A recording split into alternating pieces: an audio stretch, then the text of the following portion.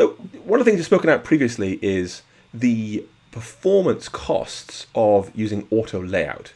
Now or was, when I actually did UI kit code, I'm doing all Swift UI these days, sorry. I was a massive proponent of auto layout because, yes, it wasn't particularly fast, but it let me very precisely, mathematically precisely, say exactly how I want my layouts to be. And coming from auto-resizing masks, it really felt like a breath of fresh air. But you said it previously, it wasn't so performant. Is that right?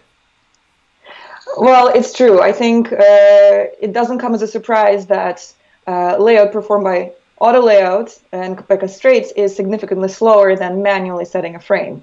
Because the way that auto layout works, there's a solver, and every constraint that is applied to a view goes into the solver to create a complex equation. And the more constraints are added, the more complex this equation becomes, maybe even exponentially. And even the order in which the constraints are added can have impact on performance. Right. So, of course, it is no surprise that auto layout is significantly slower.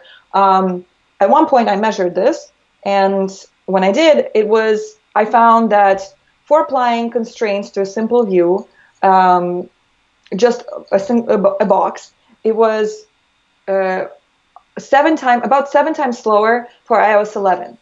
And then, of course, when iOS 12 came out, that was the release that was very famous for all of its performance optimizations, and that auto layout was a lot faster. And indeed, it was.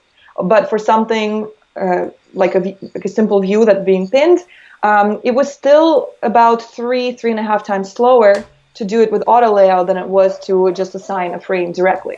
Wow. Now that said, it's still very fast. It's just slower than manual layout, right? Yeah. So that doesn't mean like throw out auto layout, throw out all constraints, and start doing frames manually.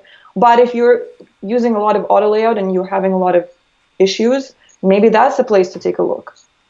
So that's, for example, in my head, I'm thinking already, well, if I have a collection view with, grid cells or table view cells, and I'm scrolling through them briskly, that feels like a place where auto layout might struggle slightly more.